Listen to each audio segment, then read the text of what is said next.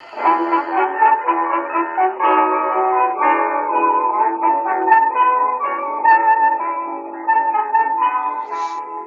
to another episode of Off the Menu. I'm your host, Vincent Franchini from Tumblr House, here with a convivial Charles Coulombe. Convivial. Convivial is in parties going, is the Thanksgiving weekend, Morris dancers, Pearly Kings, all that kind of stuff. Something like that, yeah. Cockneys galore, doing the Lambeth Walk. Were you around Cockneys doing the Lambeth Walk, or Well, I've seen Cockneys do the Lambeth Walk many years ago, but yes. What are all these things you have just said? What things? What Morris dancers. Morris dancers, Pearly Kings, and Lambeth Walk? What? Yes. They're all to point to that country wherein our language originated. English. In the country of England. Okay. The Morris dancers are a group of preservers of England's ancient folk music and folk dancing. Also, if you're into the revels, you'll see them at the Christmas revels in Cambridge and Chicago and Santa Barbara and places like that. The Pearly Kings, they are very urban, very London, very Cockney. The Pearly Kings and Queens, and they cover their suits and their dresses, depending on which they have, with buttons made of pearl. White buttons, hence they're called Pearly Kings. And the Lambeth Walk is a dance first made popular in the 20s, and even down to our own day, the Lambeth Walk. All of which point to the fact that London was a great metropolis, the center of the greatest empire the world has ever known, where a boy from Necessity, Manitoba, could come and become a press lord. His words could be read from Singapore to Vancouver. What? A boy from Manitoba? Yeah. Are you talking about somebody? Well, one of the Canadian press lords. A press lord? What is a press lord? The owner of a newspaper who becomes fabulously wealthy because in those days they didn't have the internet and people had to read. So the newspapers were a big deal.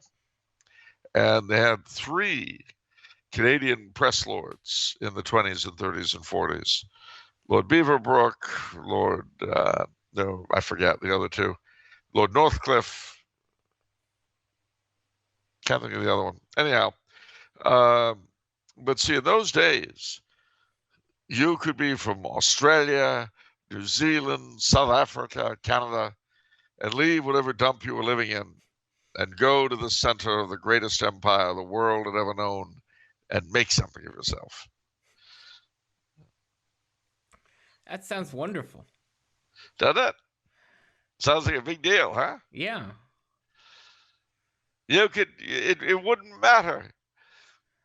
There was opportunity aplenty. And if you were a Cockney, born in one of the horrible East End slums, which today are better known for their zombies, you could go out to the ends of the empire. You could settle in Canada or Australia or New Zealand or South Africa.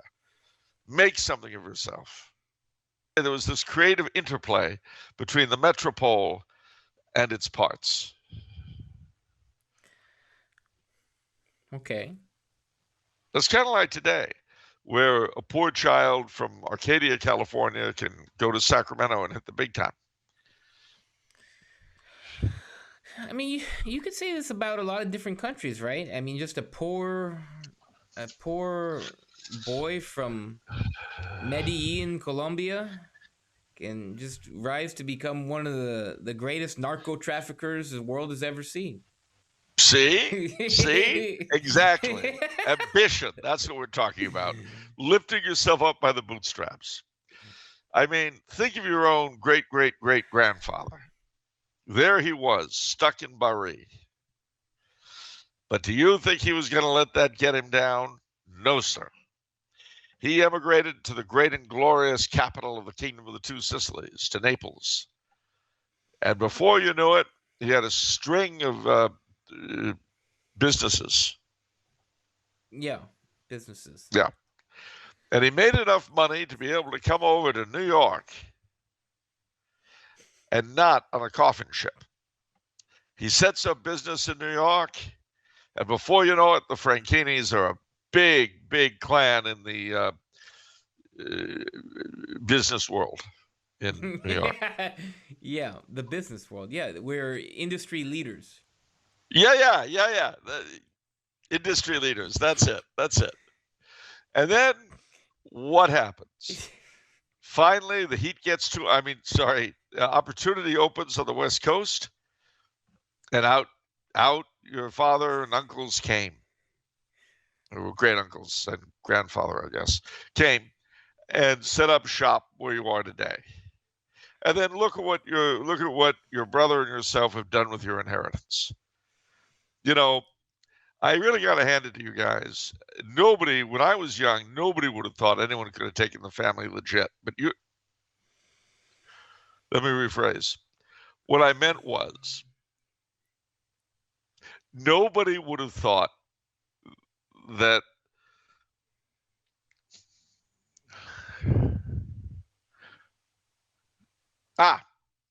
nobody would have thought that the enterprise could have been reinvented so radically. Yeah, we expanded, we grew vertically and horizontally, and divested. And divested, yeah. No more midnight visits. Yeah, no more. Gee, nice pictures of your family there. It'd be a shame if anything happened to them. Yeah. That was cut out completely. And I got to hand it to you. You know, this generation of the family has seen a real, I think, reorientation in a positive way. I would agree.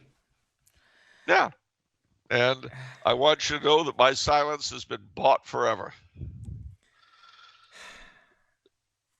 That's so good to hear, Charles. Well, I thought you might find it touching. No, seriously, all kidding aside, though, I have to admit that it's always struck me as kind of interesting that until just before my time, there was this notion of the Commonwealth and of an essential unity between Britain and the settler countries outside the United States. I mean, it's quite an amazing thing if you think about it. What's sad is to see the way that Canada, Australia, and New Zealand, which prided themselves on being within a quote-unquote class-conscious British structure, they always prided themselves on being individualistic and freedom-loving and blah, blah, blah. And now, in response to the dread disease, they're totalitarian. I mean, who would have believed it, you know? I don't watch the news anymore, so what happened? Well, I mean, basically, there's like lockdowns coming out the kazoo in Australia and New Zealand, and Canada is not that much better. And there have been all sorts of demonstrations and so forth, which shows you that the digger spirit isn't dead in Australia. The Kiwis are still with us in New Zealand, and Canada remains. But it's been a very, very strange time. Anyhow, all kidding aside, to our Canadian, Australian, New Zealand, and South African, to say nothing of our English, Scottish, and Irish viewers, be assured that our thoughts and support are with you in the difficulties you're encountering. Here in Austria, of course, we're pretty strictly locked down, and in February, the government want to make vaccine obligatory on everybody. I don't know if that's actually going to happen. I don't know if they're bluffing. I don't know if they're going to get away with it. But certainly if they do, a lot of other countries will follow suit. Because it's something that makes the ownership feel secure and happy about themselves, and that's very important. I think self-esteem, especially when you're so pitifully moronic, is important in a ruling class. Now that's the bad side. You want the good side? Yeah. Thought you might. It is not just Thanksgiving weekend. By the time people are watching this, it will be the second day of Advent. And it will be something else. It will be the eve of St. Andrew. Ooh. You know what that would mean if you were in Romania? No idea. You'd want to stay home and not go out at night. Because on the eve of St. Andrew, it's one of those magic nights in Romania, like St. John's Eve and Halloween. But it's worse than most because that's when the vampires all over the country come out to fight each other. That's part 4? Yep. They love to fight each other at the crossroads. So you do not want to be playing around at a remote country crossroads on St. Andrew's Eve in Romania. There's a lot of really esoteric guidelines for these things. Like, you don't... What is it? You got to beware the fern seed for St. John's Eve? Well, don't beware of it. I mean, if you can catch it, get it. Oh, get it. It'll make you invisible. That's right. Yes. The fern seed will make you invisible. Yeah, And my then- income grabbed some of that. My income was out wandering by itself on St. John's Eve and grabbed the fern seed. It's been invisible ever since. Oops. Oops. What my income was doing wandering out by itself anyway, I don't know, but there it is. But no, seriously. But once St. Andrew's Eve is over and it's the feast day of St. Andrew, do we know which countries are big into St. Andrew? Scotland. No? Yes, that is the biggest. Yeah. The Basques, the Russians, the Ukrainians, they all love St. Andrew. But the Scots really, really dig him.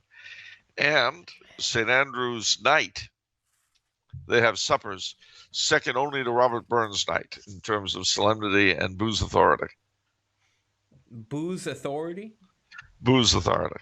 Okay. That's booze authority is a time that is where you're absolutely required to drink to excess. St. Patrick's Day is a day of booze authority. Okay. Understood. Now, St. Andrew's Day is a day of booze authority if you have any Scots blood. And having Scots blood myself. So, to all of our Scots, Russian, Ukrainian, and Basque friends, I think Ethiopia, happy St. Andrew's Day. Oh, and Barbados, who are turning into a republic, they're celebrating their feast day by becoming a little banana republic run by scumbags. Compared to what? Well, they were a monarchy. Oh. The Queen was the Queen of Barbados. So now they're going to become the Politicians' Republic of Barbados, an open trough for the pigs to dine in. And as has been the case with places like Trinidad and Malta and Singapore, etc., the Governor General, in this case the Governess General, is going to become the first top politician at the trough, sucking it all up. Oh, good for them. Yeah, it's going to turn into another dump like Dominica and Trinidad. Yeah. Every single Commonwealth country that has become a republic has become a dump, and yet they never seem to catch on. You ever wonder why that is? Well, because the people who are running the show are going to get a lot of money. Well, why shouldn't they? They already are. Now they can have everything. Yeah. I mean, it's kind of like, imagine a school where you've got the junior students who are the vast majority, the senior students who are adolescents and pimply-faced bullies toward everybody else, and then you've got the principal, who's the only quasi-adult around, but doesn't really do all that much. That's the setup in a Commonwealth-style monarchy. When you get rid of the monarchy, it becomes a republic. The pimply-faced adolescents run the show completely and take charge of the booze, the guns, and the car. I mean, basically, a republic is kind of like giving politicians a republic is like giving a 16-year-old guns, booze, and a car. I love that metaphor. No, it's true. I mean, they're such morons. I mean, if you don't believe me, look at the last 2 years everywhere. I would say that the biggest drawback to constitutional monarchy is that for various reasons, it's not monarchical enough. The sovereign or the viceroy of a given country is not in a position to say, bad touch, you don't get to do that, little moron. No. So, let's talk about this a little bit. So, what constitutional monarchies do we have left? Substantial ones. For starters, first and foremost, simply because of the numbers, we have the United Kingdom of Great Britain and Northern Ireland, presided over by Queen Elizabeth II, who is about to have her Platinum Jubilee. Nobody has ever had a Platinum Jubilee before. 70 years on the throne. That's a long time. Is that going to be a booze authority night for monarchs? Yeah, definitely. Oh, that's going to be such a booze authority night. If she lives, yeah, it certainly will be a booze authority night. No doubt about it. And not just for me, I can assure you. So, under her aegis, you have the three big realms, Canada, Australia, and New Zealand. And then you've got a ton of little ones. Jamaica, Belize, St. Kitts, Nevis, Antigua and Barbuda, St. Lucia, Grenada, St. Vincent, until 2 days hence, Barbados. And then the Solomon Islands, Papua New Guinea, Tuvalu. And then you have the Netherlands, Belgium, Luxembourg, Norway, Sweden, Denmark, Spain. Then moving along, I suppose you would have to count Japan as a monarchy of that sort. Bhutan is kind of a weird case, and the Muslim monarchies, only Jordan is a constitutional monarchy to any degree, and the king of Jordan has a preponderant amount of power in the state. Oh, and then there are the princes of Monaco and Liechtenstein, but Liechtenstein is no longer a quote-unquote constitutional monarchy. Okay. That's because the prince didn't want to allow abortion. So he made a deal with Parliament. He said, we're going to pass a new constitution which allows me to kick you in the rear and smack you around. If the people vote for it, then you're not going to talk about abortion again. If the people vote against it, then you can do whatever you want, and I'm leaving the country and taking my money. 85% of the population voted for the prince. Okay. So we have a sizable amount of constitutional monarchies. And so we've talked about the structure of these before in terms of the monarch's reserve powers, right? Yeah. And the way that you presented it, I understood it as being sort of like a fire extinguisher, right? Yeah. So when the whole country's on fire, you know, if the king or queen wants to do something or needs to do something, they'll do it. So, given the state of the entire world, do you think any of the aforementioned countries you listed any of their monarchs are going to use the reserve powers? I doubt it highly because, as we saw with Luxembourg, if they are used, the politicians just take them away. I mean, basically, a king today, there have been a number in the 20th century. There were a number of squabbles between constitutional monarchs and their governments. Usually the monarch would lose, and usually the monarch was right, objectively speaking. So, like, for instance, in 1914 in Stockholm, Sweden, the last time a king of Sweden dared to go against his government, what happened was that it was obvious that war was on the way, and a bunch of farmers descended on the royal palace, concerned about the fact that the government wasn't spending anything on defense. So they asked the king to talk to his government about doing something about the defenses. The king gave a speech in response. He said, "Yeah, you're right, and I will." Oh no, it's so horrible. There was an outcry. The government jumped up and down. The king is interfering in politics. Oh! And to this day, in Sweden, in the textbooks, the courtyard speech is pointed out as a horrible example of a royal attempt to interfere with democracy. It's typical of the kind of thing that happened. But after a while, especially seeing what happened to deposed monarchs, and more importantly, what happened to their countries, the remaining monarchs have done everything they could to avoid getting into that sort of a setup.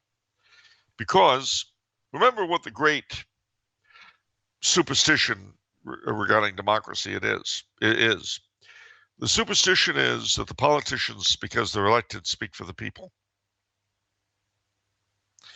Now, that's not true, of course. They're a class of specialized parasites who, on the one hand, do things that the vast majority of us simply can't do. We don't know how, in terms of running the show. But on the other hand, they are a parasitical bunch. And, really, like the nasty kid in the story, they really should be beaten twice a day, whether they need it or not. But many a fight between the king and the scumbag politicians has been characterized both at the time in the media and later on by history writers as a struggle between the monarch and democracy.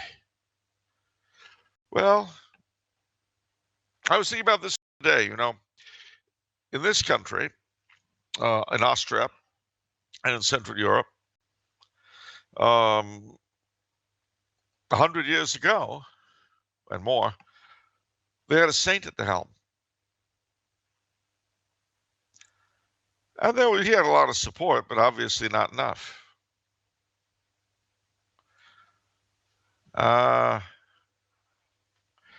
In some sense, I suppose it could be said that we have the scummy leadership we have because we deserve them.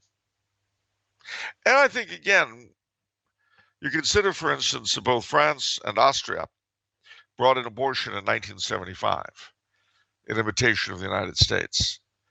And again, in both cases, there was no referendum or anything like that. The political class decided that infanticide was the thing to do and used the American example. And the people took it. Well, maybe some of them didn't like it. Maybe a lot of them didn't like it, but they took it. So I wonder sometimes if the subhuman morons running the show today are not precisely what our past actions deserve. And again, I'm not saying there's anything wrong with being a subhuman moron in charge. We all have to have our niche in life. Look at the ice cream man. Whoa. Back off, Charles. Well, no, I'm saying the ice cream man, he fulfills a very important role. Yes? Yeah. He does his job. That's his place in the greater scheme of things, is delivering ice cream to the neighborhood kids, right? Right. That's his appointed role. Okay, you're not calling him subhuman. No, if he was subhuman, he'd be in charge in the Capitol. I see. No, he's a real human being. All right. What?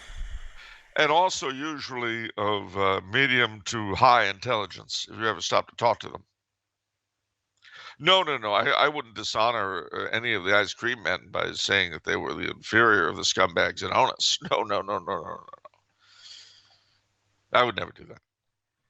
What I'm saying is that each has their particular role to play in the great tapestry of human life today. I see. Even as you and I do. It's an interconnected chain of being. Yes. And at the summit sits a steaming pile of no-talent bums.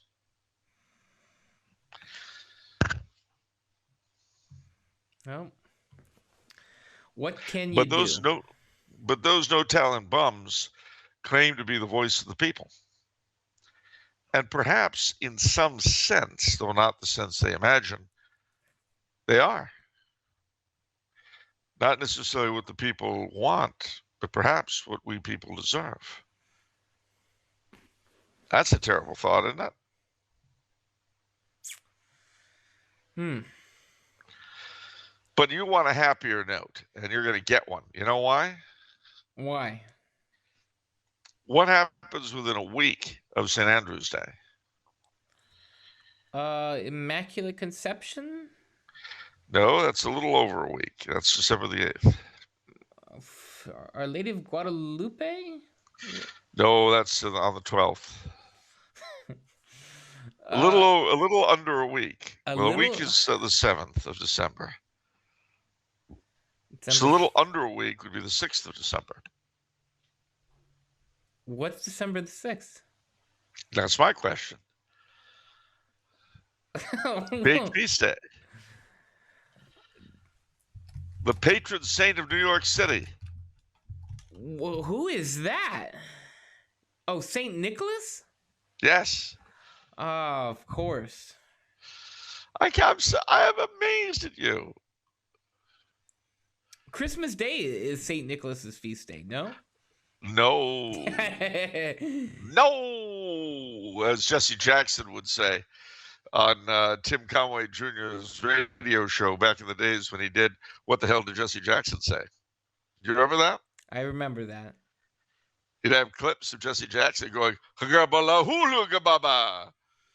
then you'd call in and try to make sense out of it. And if you were wrong, he would play Jesse Jackson saying, no!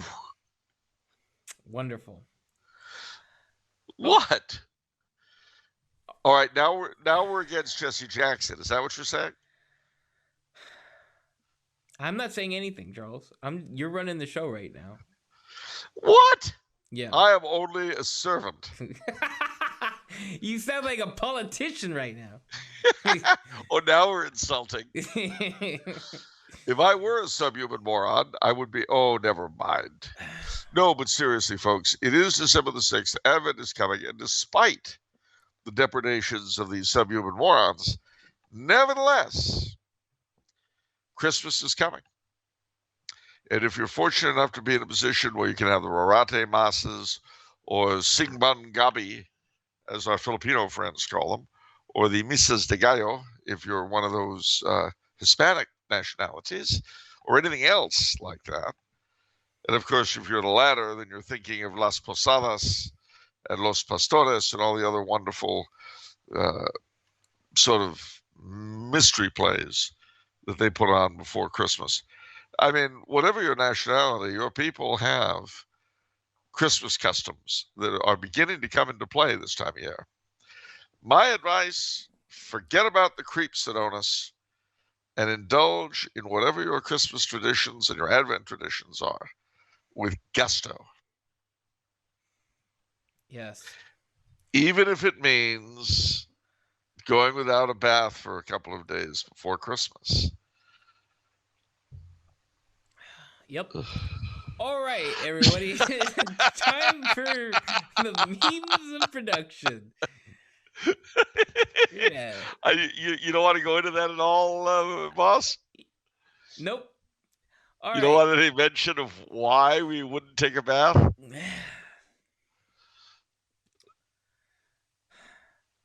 Would you like anything said? Go ahead, Charles. Knock yourself out. I'm just going to say that if you're Slovak or Polish or Czech, You may find yourself with a carp in your bathtub a few days before Christmas Eve. My advice, don't bathe with it. The hot water will make it uncomfortable. The soap could kill it. Don't do that. Yeah. Be nice to the bathtub carp. It'll be nice to you. Be... It won't bite your fingers when you're petting it. Have you ever petted carp? I have. I used to fish for carp a lot. They actually have very gummy mouths, very thick. They're actually very small too. So basically, you object to eating them. Yes, but not on the basis of some sort of cruelty thing. On the basis that it's bony and it tastes bad. Oh, so you put taste as the measure of whether or not you like a food. Okay, sure. Yes.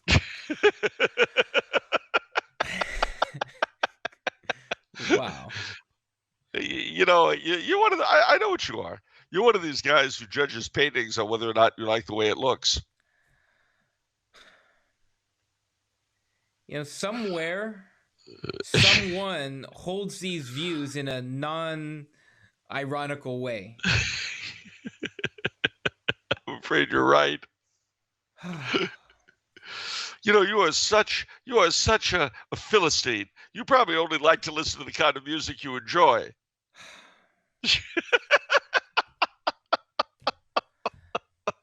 No, art is actually not too. I was reading up on some of like modern art and the methodology, and that's actually not too far distant from the method of a lot of modern art, where it's like you're specifically, you can't care about what is engaging to human emotions and what people might want to see. You just have to sort of create in a totally sort of disconnected mindset. Which is yeah, horrible. So don't ask for money. Yeah. You create all the garbage you want, but don't charge. I was thinking with the fast approaching Feast of the Immaculate Conception, our American national holiday, as it should be. We've made some contributions to the arts that, well, maybe not great in the sense of the Mona Lisa or the Louvre. They're okay. They're pretty neat. For instance, from about 1890 to 1940, you had what they call the golden age of American illustration, when we had people like Norman Rockwell and Leyendecker and N.C. Wyeth and all that doing illustrations and books and magazines and so forth. That was obviously a lot of other countries had illustrators, but I am going to venture that we were particularly good at it. And I think that be proud of, like the American Songbook, like vaudeville, like the Broadway musical, like old Hollywood. We've done some pretty decent things. Again, I wouldn't say they're the greatest that ever were, but they're pretty good. And the same with architecture, and landscaping and all sorts of other things. We had in the United States, again, about 1890 to 1920, we had something called the City Beautiful movement. And that, it had it in other countries too, but it was particularly strong in the United States. And everything from Central Park to the Pasadena City Hall came to us from that City Beautiful movement. So we've had some neat things that we often don't think about. The arts and crafts movement in America, which ended up producing, among a number of other things, the California bungalow. You know what I mean by the bungalow. I don't mean those ranch houses that Arcadia is filled with. You mean the beach houses, no? No. Have you seen the Gamble House? Oh yeah, like the log cabin, like the woodsy type thing. Yeah. Yeah, it's a very woodsy kind of like yeah, I know what you're saying. very rustic, Yeah. and all that, but they built so many of them. There's a whole section of Pasadena called Bungalow Heaven because it's filled with those things, each of them more beautiful than the last. We have a number in Monrovia, believe it or not. Arcadia, not so much. Arcadia got a lot of the ranch houses after World War II. Yeah. Which, and then of course, not to focus on Arcadia, but not to make it, bearing in mind this is a worldwide broadcast, not to emphasize one little town in the suburbs of California as though it were of great importance in the scheme of things. But a lot of the ranch houses in Arcadia have been torn down to be replaced with Asian mansions. Yeah, mini mansions. Yeah. yeah. And I have to say they're I don't know what I think about their architecture. It's interesting. It's weird. I mean, but it's more interesting than the ranch houses it replaced. Yeah, yeah. It's a good question. I don't know how I feel about it either. Yeah. Anyhow, let's move on. We're at the past the 30-minute mark. We haven't done questions at all yet. We haven't even done memes of production yet. Let's jump right into it. Do we have any memes? We have some memes. Nationalize the memes of production for the common good. All right. So I'm not sure if this is a meme or what, but this was a comment on the YouTube that struck my fancy from ECV3.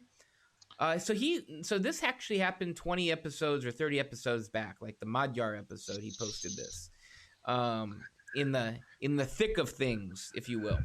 I'm sick of all these Billy Joel, Buddy Holly extra junk. Please keep your employees in line, Vincent.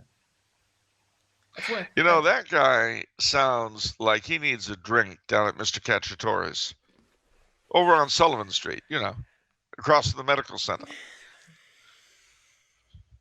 Indeed. I think he could use a good stiff double at Mr. Cacciatore's. I know Sergeant O'Leary, pours a mean cocktail.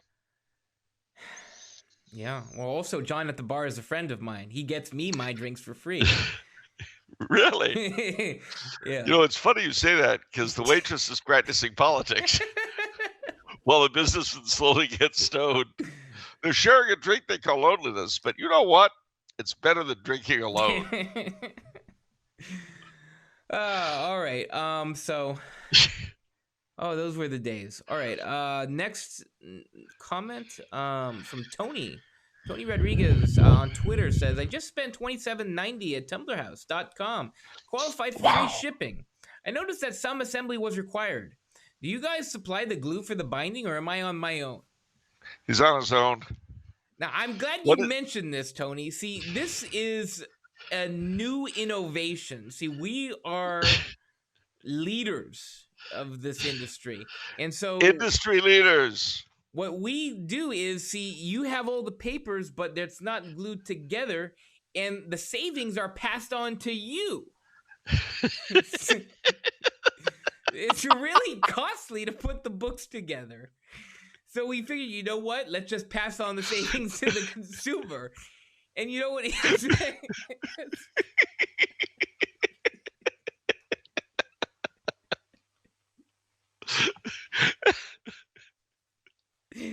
Why not? And sometimes the pages aren't even in order, so it's like this puzzle that you have to put together. Fun for the whole family. There's something for everybody at TumblrHouse.com. And the great deal is that the price of the book hasn't gone down, so you don't feel like you're getting charity. Exactly. We're helping you keep your pride. Exactly. And the savings are passed on to you.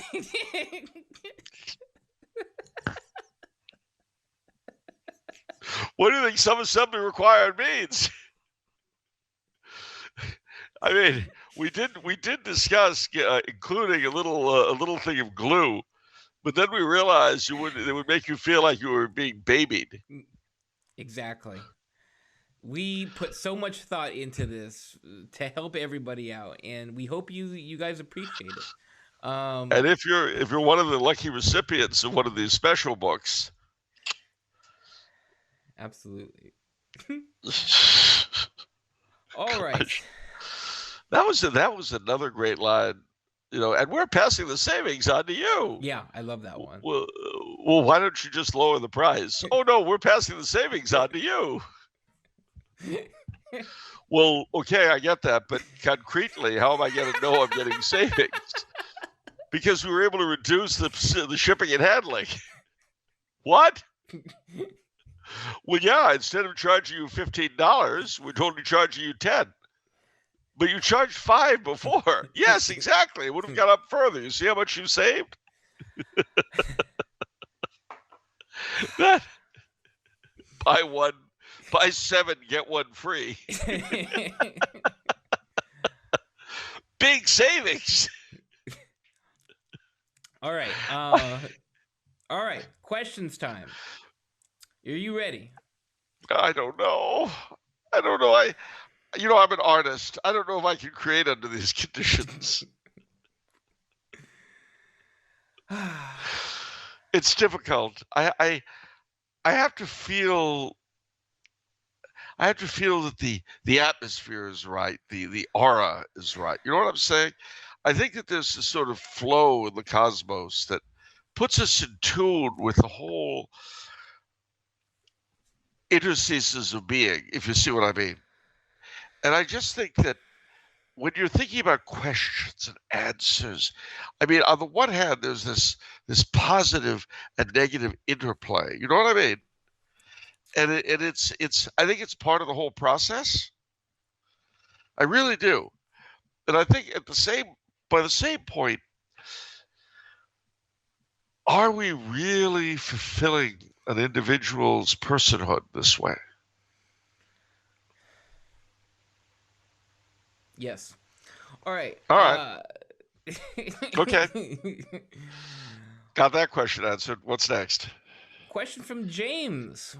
He says there has been an uptick of talk in American conservative thought that America, at least in its leftist areas, is descending into, quote, Neo-Feudalism, which is a term of art to describe the decreasing rate of property ownership among the population and of an increasing number of people essentially being tied to the elites who own the government, supplying them with votes in exchange for welfare from the government where those individuals dominate. But would it be fairer to compare the current state of things to the system of patronage in the Roman Republic and Empire? And compared with the lower classes of today, how free was the average medieval peasant, at least as far as personal property was concerned? Well, I think you're right about it resembling the late Roman Empire more than feudalism. As far as the freedom of the peasant, well, it depended on whether or not he was a free peasant or a serf. If he was a serf, he was tied to the land. He couldn't leave it unless he fled to the city and managed to avoid being captured for a year and a day. But he couldn't be thrown off it either. So there was no question of you can't meet the rent, so off you go. And then of course the feudal lord had obligations in terms of their animals and milling and things like this, and of course the serfs had a number of required days off. The holidays of the church. You know, they were not free in the sense that they couldn't just pick up and move, but they were free in the sense that they had what's the word? A surety that the vast majority of modern people do not have. I mean, that's why when in Germany, when the argument over serfdom in the mid-18th century was raging, one of the pro-serfdom people said, you say the serfs will have freedom, but what does that mean but freedom to starve? And of course, what happened in the end, in reality, is that when serfdom ended, an awful lot of the peasants were forced to go to the cities, where they became an unemployed mob and the fathers of the urban proletariat, which did not work out very well in a lot of ways. So, freer in some ways, not in others. Okay. Let me see here. All right. Question from Samuel. My dearest greetings to the Poisson, Vincent Franchini, and his dear compeer, the convivial Charles Coulombe. See, I'm not the only one. It was an honor in the past few months to be offered the privilege of paying monthly to be a member of the custodial crew at the Tumbler House Tower instead of a lowly... Give that man a broom. Yes. Instead of a lowly, unpaying intern. Though I still do somewhat question my suitability, considering I live in Australia and cannot physically be at the tower, and thus cannot do the work of a custodial crew member. But never mind that. Here's my question. Do you have any suggestions of great Christmas traditions, carols or otherwise unique or well-fitting for those in the Southern Hemisphere? This is in relation to the seasonal differences between the two hemispheres, as many Christmas traditions seem closely tied to the winter season. Largely here in Australia, the cultural understanding of Australian Christmas is a parody in nature of traditional wintry Christmas traditions. Well,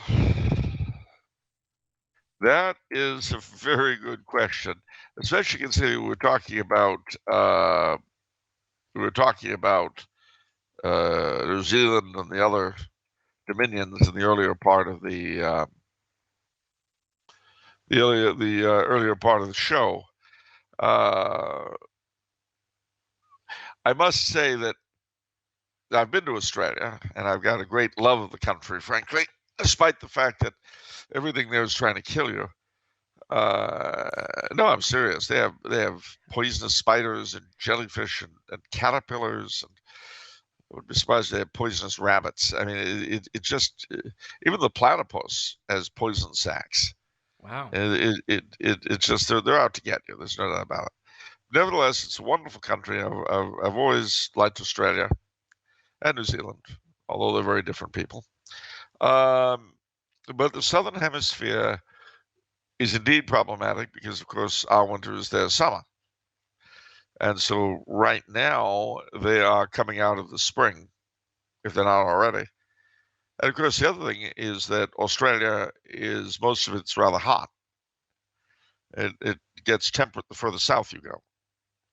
New South Wales, Victoria is cooler yet, and Tasmania has such a lovely climate I could live there. It's a bit foggy and so forth, like New England. I'm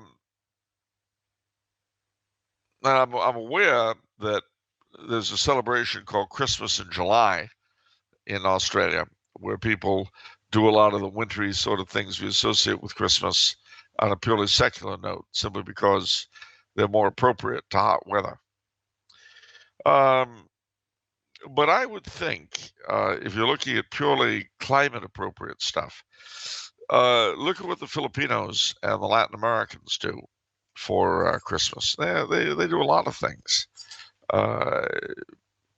They do, because it's so warm, they're able to do, as I said earlier, these plays like Los Pastores, Las Posadas, that outdoor reenactments of the Holy Family seeking shelter, or the peasants, the shepherds dealing with the angels. In other words, they do a lot of outdoor ritualistic things, for want of a better word, obviously focused on Christmas, that you can't do in colder places. So you might very well look to that for some inspiration. Goa in India, very Catholic. They have a lot of Christmas customs. You can look into those. Then also their foods, which tend to be a lot spicier than ours. Although, of course, having the turkey and all that will probably always be a part of the Australian Christmas because it's a last connection with the cultural origins. I'm sorry you're trapped wherever you are in the southern hemisphere in Australia. I'm sorry about lockdowns and all that there, but please God, you'll get through this. The spirit of Banjo Patterson, Slim Dusty, and Flash Jack from Gun to Guy will triumph. And if you want, you can always run over to New Zealand for a cup of Billy Black tea, which will really set you up. No, I one of the things I've noticed about the older Australian poetry was that they loved using place names in their songs and so forth. Like, well, I'll give you an example. Actually, I'll give you two of them. Black Billy T. Let me see. Flash Jack from Gun to Guy. And this is very, very typical. I need the lyrics. This is another Banjo Patterson song, of course.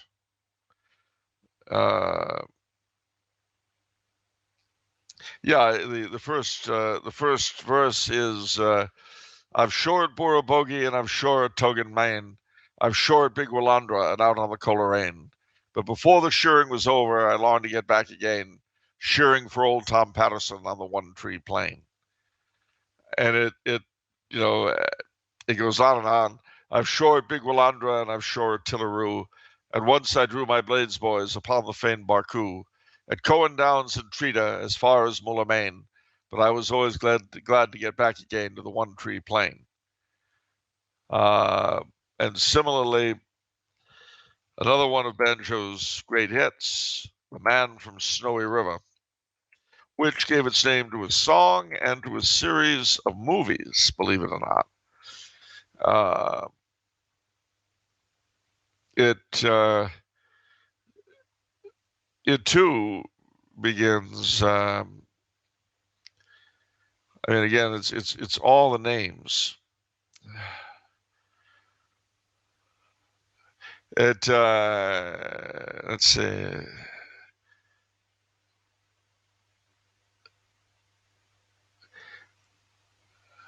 Yeah,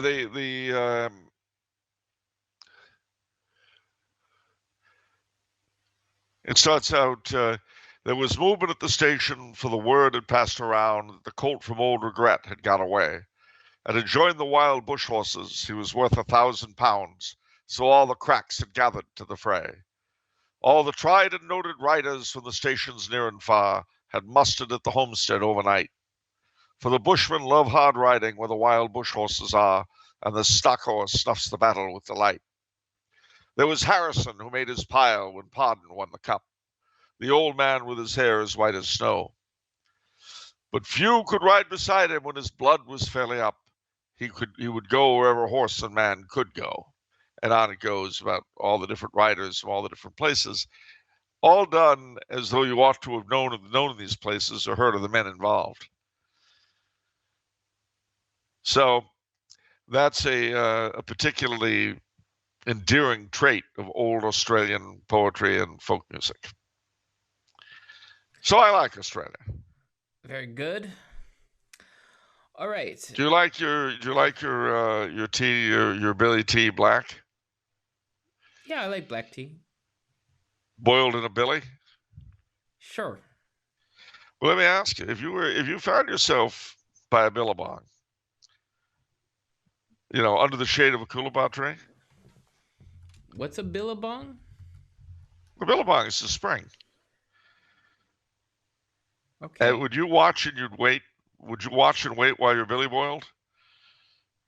While my billy boiled? Yeah, I would. You would? You'd watch and wait while your billy boiled, and then you'd have your black billy tea to drink. Yes. You'd like that?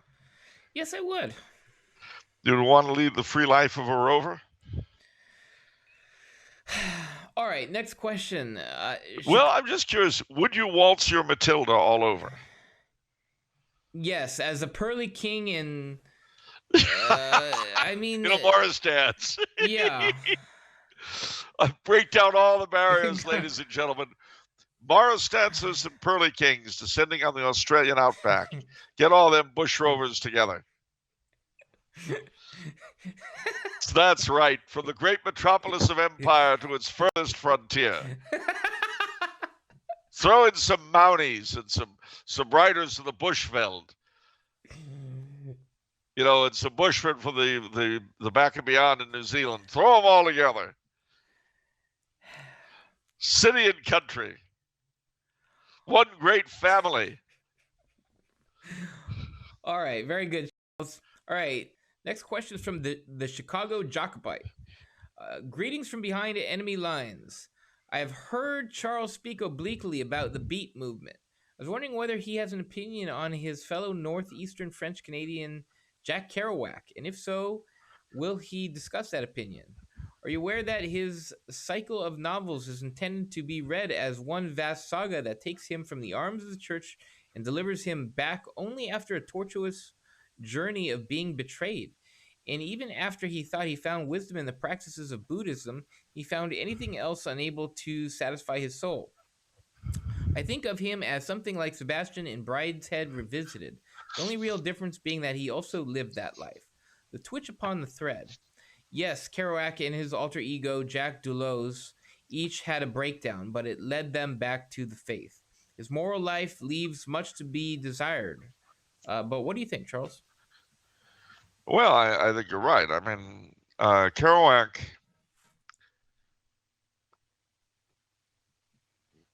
there is a particular and unique anguish in being French Canadian, and it is particularly amplified in a particular direction as a Franco-American. In Quebec, of course, our people, by ours I mean Jack's and mine, we were conquered. Now, you'll understand that we had a very proud history, and we're and are very proud people. And yet, despite that, we're in second-class status. Then we came to New England, where we were in third or fourth-class status. Despite the fact, as my father used to say, all of our women are colonial dames. And it's a hard nut to swallow. And of course, how far can you assimilate into the mainstream without losing your soul? Every one of us has to struggle with that particular issue. My father did. Jack did. I have.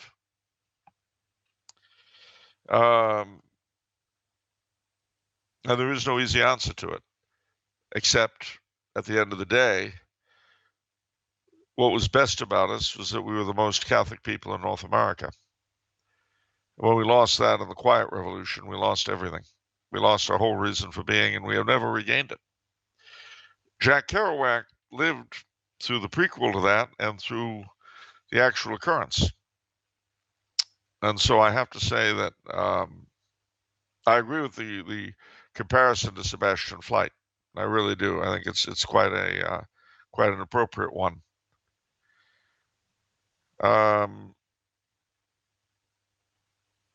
Because you see, in Canada, at least, we were junior partner, which isn't great, but it's better than nothing. In America, while on the one hand we had economic possibilities beyond anything our fathers in Canada could have dreamed of, there was a price to be paid for them. Not just giving up as much as possible of what we were and are, but simply the fact that we count for absolutely nothing. We mean nothing. You know, if you say you're black or Italian or Jewish or Irish, That counts for something in the United States. Being French Canadian counts for zip. And it does develop a certain interesting response.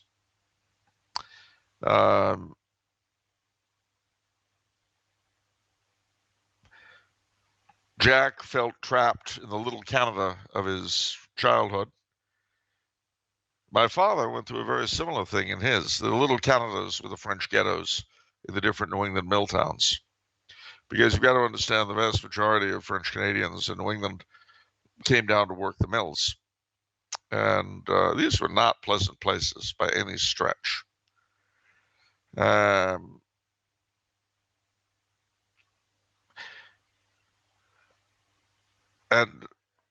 you compare that reality with what we had been, with what we had come from, being French.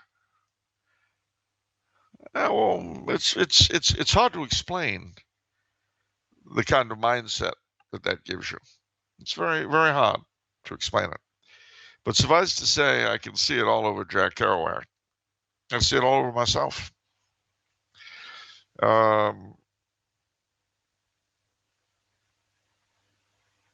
You know, you are in a position where you are constantly aware of being a second class, a third class, or fourth class citizen, on the one hand. But on the other hand, you do have a lot of advantages because of it. And on the third hand, you certainly have a lot of friends among the Anglos. You know, they're not all evil, wicked people. They have stories of their own that are worth hearing. So, yeah. I agree with your reading of Kerouac. Okay. Very good. Question from Rob, who says, "Greetings to the book baron Don Vincenzo and the Professor Monsieur Charles. I'm currently reading How the Reformation Happened by Hilaire Belloc. In it, he asserts Elizabeth I was not a powerful monarch, a description most Protestant advocates and Catholic detractors all seem to share. But rather, Belloc states she was a powerless puppet in the hands of the new oligarchy created by Henry VIII's seizure of church assets. This seems plausible, but as it is so unusual, I would appreciate Charles's insight." Well, he certainly that's certainly been a big thrust of his research on Elizabeth and of his presentation of Elizabeth. And as you rightly say, it's certainly not the majority. I'll be very bold as to say that I think both views are probably correct in different ways, in different paths. In other words, I think, not unlike Queen Anne, or for that matter, Queen Elizabeth II, if she was very determined on something, she probably got her own way. But for the most part, I have no doubt that it was as Belloc said, and she was guided by her ministers, and who would spend their time sometimes trying to fool her into things. There's a lot of controversy over what part she actually played, for instance, in the murder of Mary, Queen of Scots. You know, how determined was she? Did she have the wool pulled over her eyes? Did they play on her? Did her ministers play on her paranoia? You know, this kind of question. So I think the answer is probably somewhere in the middle. All right. Daniel asks, "If Charles is able, will he please recount the history of some of the famous or more interesting thrones, the chairs themselves, throughout history, such as the throne of St. Edward in the Stone of Scone, used in every British coronation ceremony? For example, what is the history of the thrones of France, Holy Roman Empire, or subsidiary jurisdictions, the Papal States, the Czars, or any other throne itself which Charles would like to expound on?" Wow, that's a huge, huge question. Well, the most important throne of the West is, of course, the chair of St. Peter in St. Peter's Basilica, which was St. Peter's chair. and now hovers over the altar where his various and sundry successors have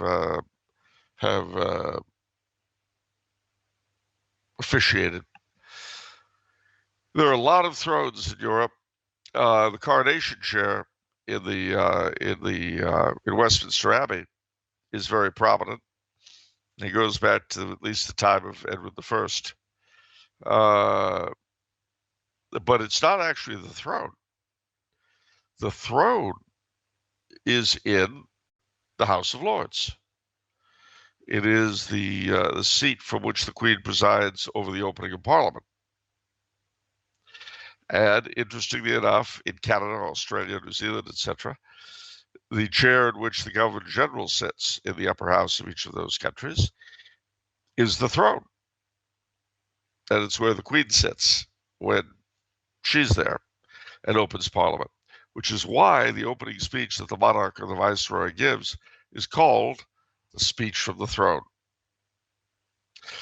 But the Stone of Scud, which until 30 years ago, I guess now, was in the coronation chair when Edward I took it from Scotland and put it there so he could be crowned as both King of England and Scotland.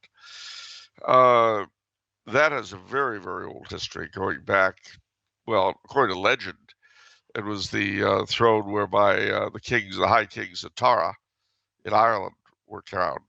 Although there's the supposed Leofal, but there's a Leofal in Tara now that they point to as the actual throne. So whether or not that's either one is true, who knows? Scud is north of Edinburgh, and the stone that the king was crowned on was in the grounds of Scud Abbey and Scud Palace. At least to the 1000s, possibly earlier. And unless there's some truth to the legend, it really was brought from Ireland. In Denmark, the throne of Queen Margaret is in Christiansborg Castle, which is also the building that houses the Parliament. There are no French thrones from before the Revolution, but Napoleon's throne survives at Fontainebleau.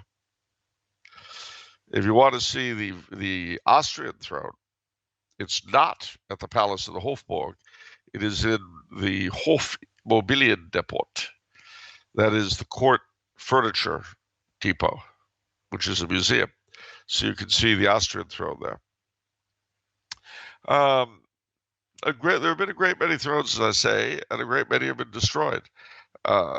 Some of the most ostentatious you'll find in the Far East. The biggest being the Forbidden City, the throne of the Emperor of China.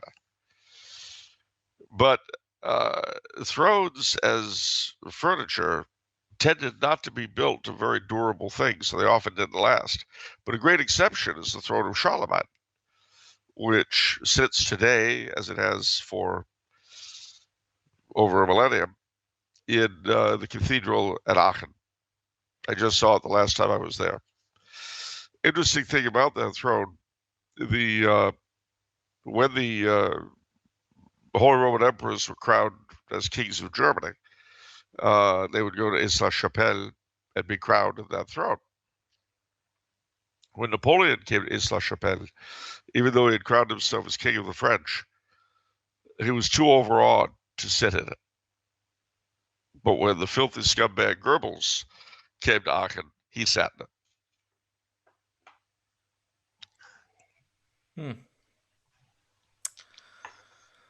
Having said that, when I came back from Aachen the last time, having looked at the throne, I put out a picture of the Archduke Karl von Habsburg, the crown of Charlemagne, which is here in Vienna, and the throne of Charlemagne in Aachen. And I said, come on, guys. Putting this man in this chair and putting this thing on his head can't be that difficult.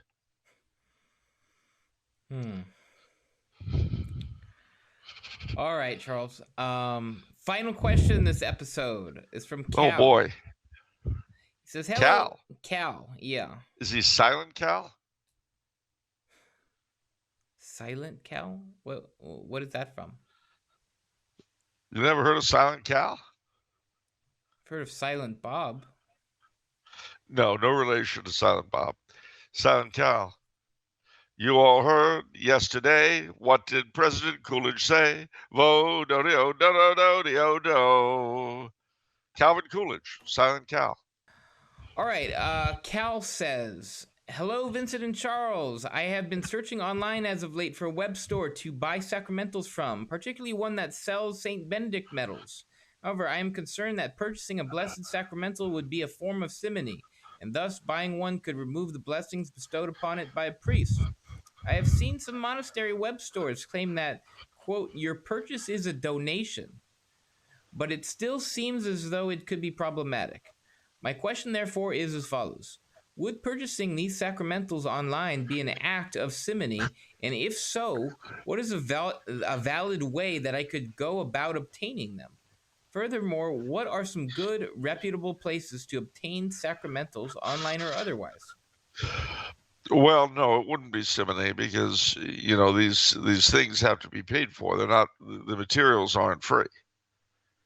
Yeah, you're not paying for the blessing. No, you're paying for the material. I mean, otherwise, it's like saying that they should be giving you free sterling silver saints medals. Well, no, that's not happening. Yeah. But I would recommend the Rose Scapular Company, which you may remember was founded by our friend Mike Dykes' parents. Oh, nice. Many years ago, yeah. And they hand produce the scapulars and so forth. They're all handmade. I'm wearing one right now, the fivefold. You might also, the Benedictines in Nebraska are really big in distributing St. Benedict medals. By the by, today, the day that we're actually broadcasting in real time, today is the Feast of Our Lady of the Miraculous Medal. Ooh. And so you can definitely get those from the Shrine of the Miraculous Medal in Perryville, Missouri. So just look up Shrine Miraculous Medal, Perryville, and you'll get the address. The Rose Scapular Company has lots of different scapulars, as I say. So that I think that should help. Yeah. All right. Yeah, and you would know the king of simony. Yeah, well, indeed. But be sure, though, always whenever you buy something like that, unless they tell you it's blessed, presume it isn't and have it blessed. Yeah. Because if it is already blessed, it's not as though you're going to lose out by having a second blessing.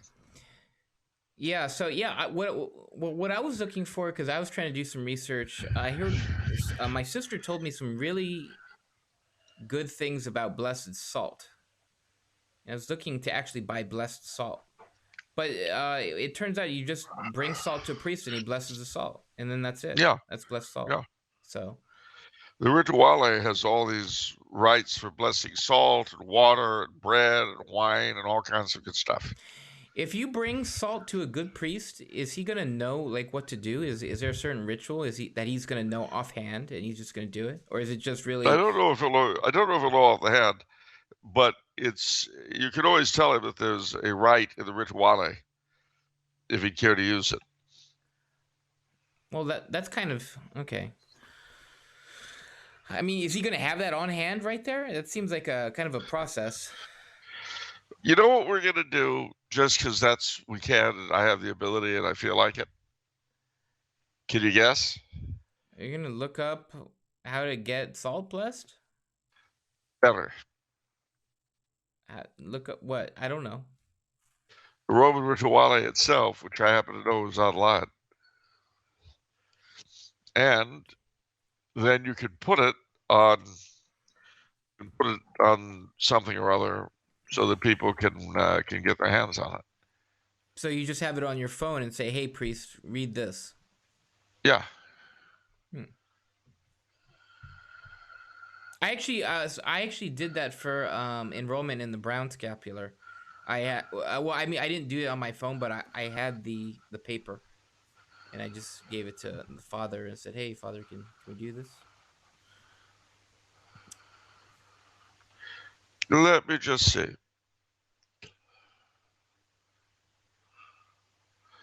Yeah, this is the whole rituale, believe it or not.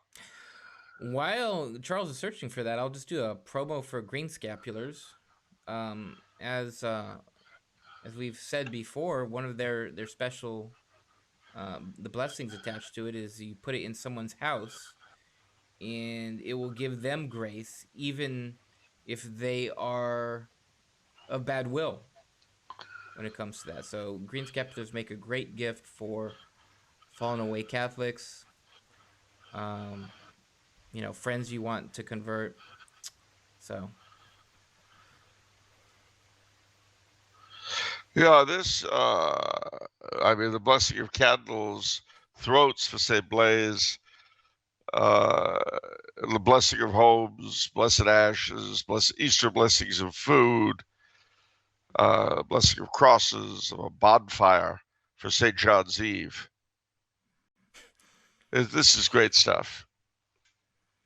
It's from sensu who, tend to be very good with this kind of thing. wow, that's great. Our buddies at Sensus Fidelium. Yeah. What a great resource. Sensus. There you go. Okay. Let me see here. Okay, yeah, Roman Rite. Okay, so it's a PDF on the Sensus Fidelium website. So very good.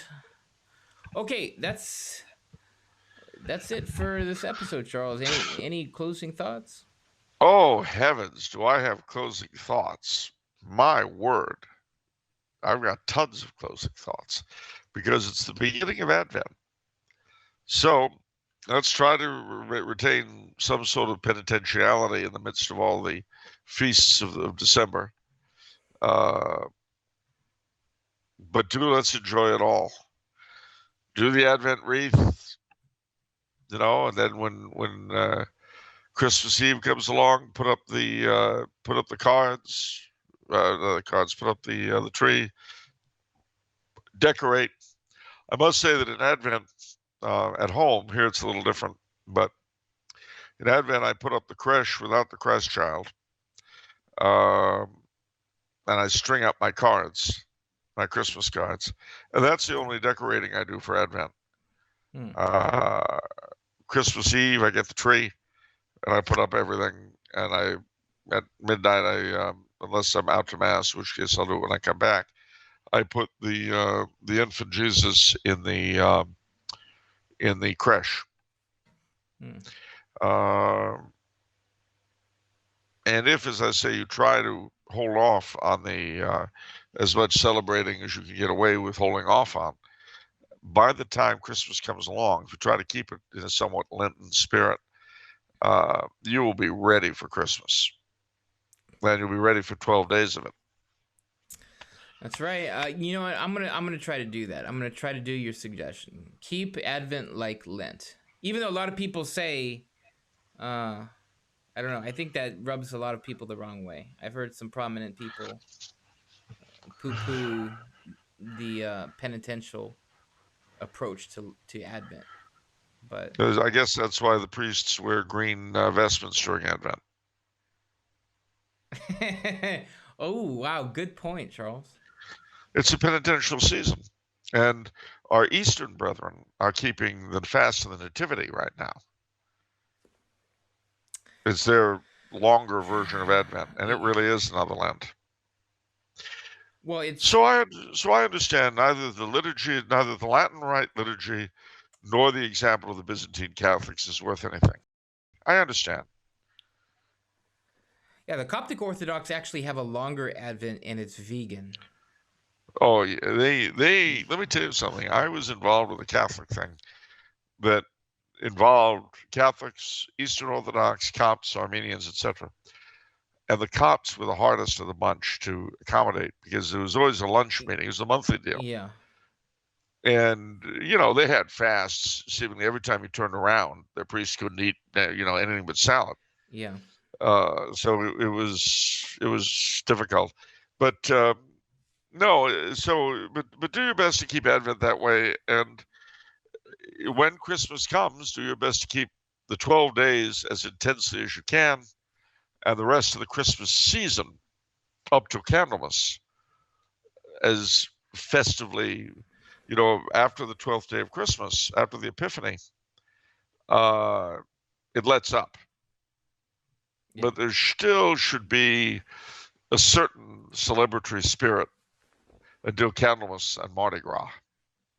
And then Mardi Gras has a magic all its own. And then you know what happens? Then Lent. And then? And then Pentecost season? Well, Holy Week, and then Easter. Oh, well, yeah, Holy Week, and then Easter, And then Pentecost, and then the season after Pentecost, and then it's Advent again.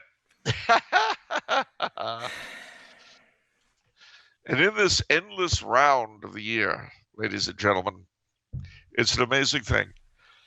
Every Christmas is different, and every Christmas is the same.